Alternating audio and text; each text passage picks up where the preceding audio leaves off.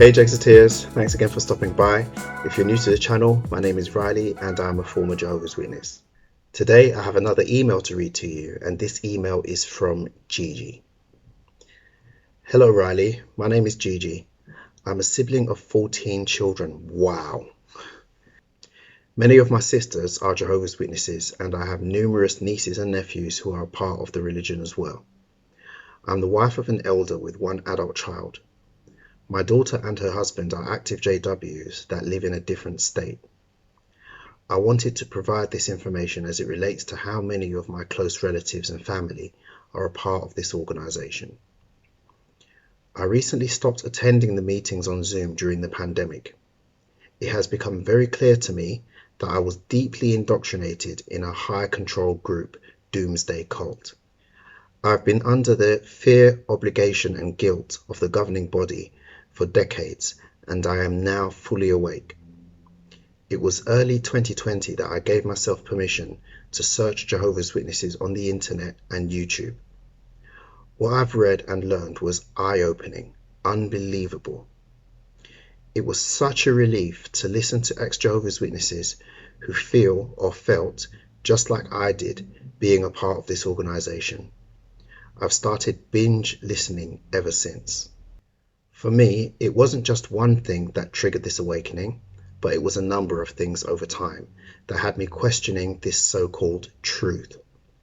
First, I learned a great deal about the religion from outside sources, information that the average JW would not even be aware of. I had no clue about the Australian Royal Commission child sex abuse case, nor was I aware of the Ray Franz experience in the book Crisis of Conscience. I was not familiar with the inconsistency of the 607 BCE date that is so important to the 1914 doctrine. But the one thing that I was very, very clear about and so completely over with is the new light as it related to the revision of the generation, or as the new light calls it, the overlapping generation. As noted at the beginning of this email, I have a huge family of believers and I've experienced firsthand how this religion divides and breaks up families. It is so destructive. My close-knit family no longer exists. It has been shattered and divided by the disfellowshipping policy, a shame-inducing, manipulative, inhumane policy that is far from loving. Family members refusing to come to my celebratory events, baby showers, graduations, weddings because of disfellowshipped family members. I've had siblings not speak to one another for decades. I didn't even see my older sister from age 12 to age 27 because she was disfellowshipped. This is not just my experience. I know of witnesses who have gone to the grave without speaking to their disfellowshipped child or parent or grandparents, never having the opportunity to see or speak with their grandchildren. It is just so sad. Needless to say, my life has been suppressive, restrictive, and very depressing for many years, and now I know why. Now that I'm aware and awake, I have no plans on going back to another meeting on Zoom or in person. I'm not quite sure how things are going to eventually unfold, but I'm living my life going forward. My elder spouse is aware of how I feel, and he is still deeply indoctrinated. I do not share information with him that I've read online, nor any videos I've seen, because he would become very defensive. I told him if I could walk away from the religion and no longer be known as a Jehovah's Witness, I would. But the religion won't let me gracefully walk away. The religion will shun me and keep my family captive because I no longer believe or want to practice the religion going further. When I asked him why I would have to be shunned for leaving, he became flustered and annoyed. He suggested I ask the coordinator of the body of elders in the congregation. This cult is not for me, and I'm done with all the nonsense. I'm not sure as to what the future holds for me at this moment, but I am moving forward with my life. I'm thankful for your channel and your activism work. It has provided me with support and encouragement during this awakening. Gigi. Well, Gigi, first of all, thank you so much for your email and thank you for sharing your experience with me and with my viewers. I'm extremely pleased that you've woken up and seen this organization for what it is, but at the same time, I'm very sad for all of the heartache and disruption to your family life that waking up has caused you. When speaking about the things that cause you to wake up, you mentioned new light, and I can really relate to that in a massive way because when I really thought about the new light doctrine and saw how little sense it made, I was absolutely flabbergasted. I thought to myself, how on earth did I go for so long as a Jehovah's Witness and not realize how nonsensical the new light doctrine is?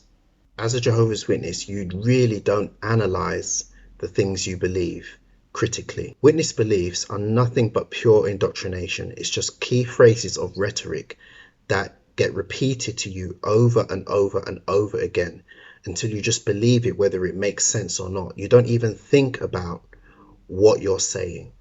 And then in turn, you repeat those same key phrases of rhetoric to others in an effort to indoctrinate them in the same way. I'm also very sad to read how the disfellowshipping policy has negatively affected your family. This is something that has affected me personally as well, so I do deeply sympathize with you. I was working at a customer's house the other day, and while I was working on her computer, we were just talking, and she was asking me about my situation. So, I spoke to her about, leaving the witnesses and everything that's associated with that. And I explained to her about the disfellowshipping policy. And the very first thing she said was, "That doesn't sound like a religion, that sounds like a cult." That was the very first thing she said after I explained to her the disfellowshipping policy and how it relates even to immediate family members. And it just made me think to myself, why did I never ever see it that way? Why did I never see it that way?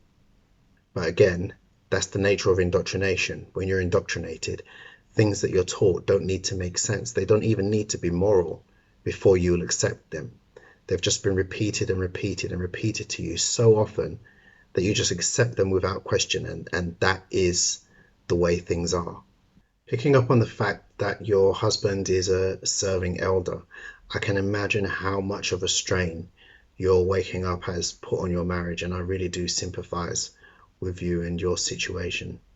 Usually with witness marriages, when one partner wakes up, that's usually the beginning of the end of the relationship, unfortunately, but I sincerely hope that that doesn't happen with you. When you say that you haven't shared with your husband the things that you've researched and what you found out, I think you really are doing the right thing. Witness indoctrination is so strong that whenever a current witness who's fully invested into the organization comes across or hears any kind of quote unquote apostate material, there is an immediate visceral reaction.